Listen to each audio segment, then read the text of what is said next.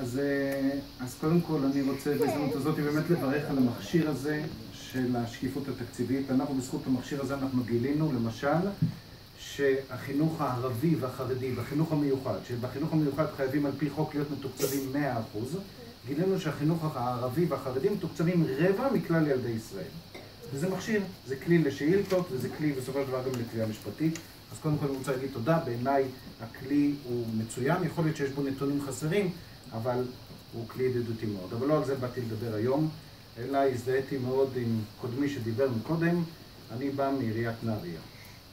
בעיר נהריה כל נושא שקיפות התקציב לחינוך הוא פריבילגיה. אין בכלל שקיפות בשום דבר. אנחנו לא מדברים על תקציב החינוך, אנחנו מדברים על חינוך בכלל. אם חוזר המנכ"ל מחייב את הרשות המקומית את ועדת החינוך והרשות המקומית להתכנס אחת ל3 חודשים, אנחנו התחלנו לנבור בתקציב החינוך בעיריית נהריה. התברר לנו שיו"ר ועדת החינוך זה ראש העיר, מר ג'קי סבג, וביקשנו לקבל נתונים. מה קורה בעיר? קיבלנו איזשהו דוח, לא הבנו, שאלנו שאלות, אמרו זה לא קשור לפה, זה קשור להחזקה, אז אמרנו בוא נקבל פרוטוקולים של ועדת חינוך. אז יש שם בחור, דודו אילוז, ממונה על חופש המידע, חזר אלינו לפי החוק, תוך 45 יום, שהוא לא מוצא פרוטוקולים של ועדת החינוך. כי ועדת החינוך בעיר נהריה לא התכנסה יותר משנתיים ימים. זאת אומרת שאם אנחנו רוצים, בדיוק כמו שאמרת, אם אנחנו רוצים לקבל נתונים, לא שאתה יכול להיכנס לאתר האינטרנט ולקבל נתונים עמומים ואז להתחיל לחקור אותם, אלא אין נתונים בכלל. אין שקיפות, אין ועדת חינוך, אין דיונים ואין שום דבר. והמצב הזה, אנחנו כאזרחי נהריה, שאכפת להם מהעיר, שאכפת להם מהחינוך בעיר, הוא מצב בלתי נסבל, ואסור לנו כתושבים להסכים לדבר הזה. מה התשובות שאתם מקבלים? תשובות מרתקות. אם כתב העיתון פונה, אז העירייה עונה שהיא לא מעוניינת להשתתף בתיאטרון. למשל, זו תשובה האחרונה, דוברת העירייה ענתה, העירייה אינה מעוניינת להשתתף בתיאטרון. מבחינתה אנחנו תיאטרון. התשובות הנוספות שאנחנו מקבלים זו תשובה של דודו אילוז, ממונה חוק חופש המידע, אני לא מוצא את הפרוטוקולים. וכשלחצנו, אז כנראה שהוועדה לא התכנסה. זה תשובות פורמליות שאנחנו מקבלים. הם אומרים? אומרים, כתובים. כנראה, אם לא מצאתי את הפרוטוקולים, סימן שהוועדה לא התכנסה. זה הרבה יותר חמור מזה, כי לקחנו את תקציב החינוך, בכל זאת, כמו שהוא אמר, אפשר דרך חבר מועצה כזה או אחר, לקחנו את תקציב החינוך ומצאנו לבתי הספר יש 10 רכבים שהעירייה מממנת אותם. סקרן אותנו מאוד. איזה בית ספר מקבל לרשותו רכב שישרת אותו? זה מנהל בית ספר. גם מנהל בית ספר לא מקבל מהעירייה רכב, הוא מקבל שיפוי, אבל אנחנו מצאנו רכבים עם מספרי רכבים. ואז התשובה שקיבלנו מהעירייה, זה טעות, זה שייך להחזקה. תקציב שפורסם, שאושר, זה טעות, שייך להחזקה. זה תשובות מאוד מאוד מעניינות. אתם מכירים את הנתונים האלה שמציגים לי פה?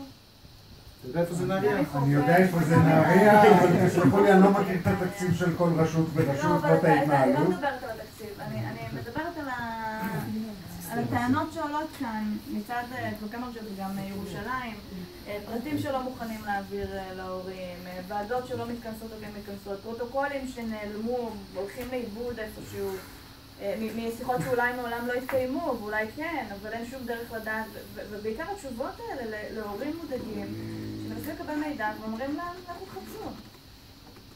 יש דברים שאני לא מודע אליהם, לא מורם אליהם. אני לא מנהל כל רשות ורשות, אני יכול להגיד לרכתנו הוועדה אמורה להתכנס, לא צריכה להיות בעיה של שקיפות בעמדתנו ככלל.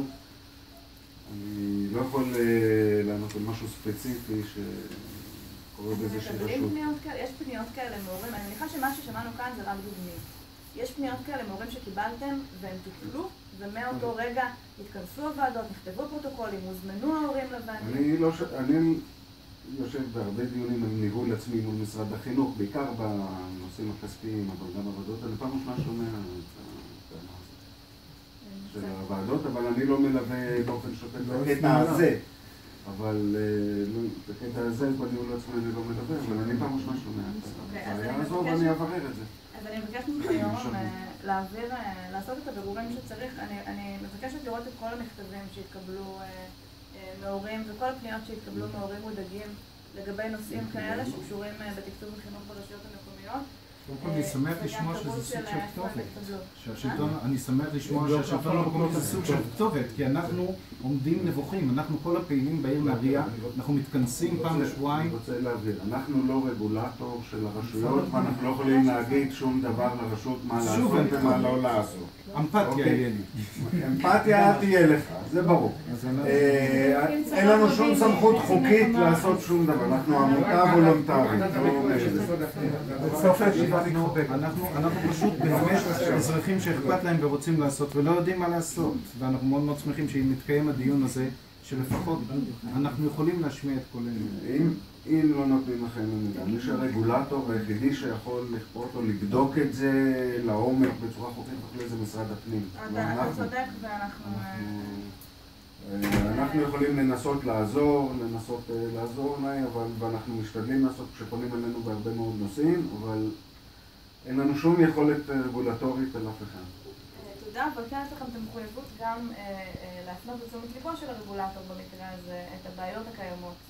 כן, ואנחנו מפנים את זה. את הבעיות האלה מבינים כשגם מקשיבים לציבור ומקשיבים לעובדים. אנחנו מקשיבים ואנחנו מעלים את זה מרגע ששומעים. אני פשוט אף פעם לא שמעתי את הבעיה הזו, ואף פעם לא שמעתי שזה עולה בגלל זה גם מול משרד החינוך ומול הרגולטור, לא את הבעיה של ה...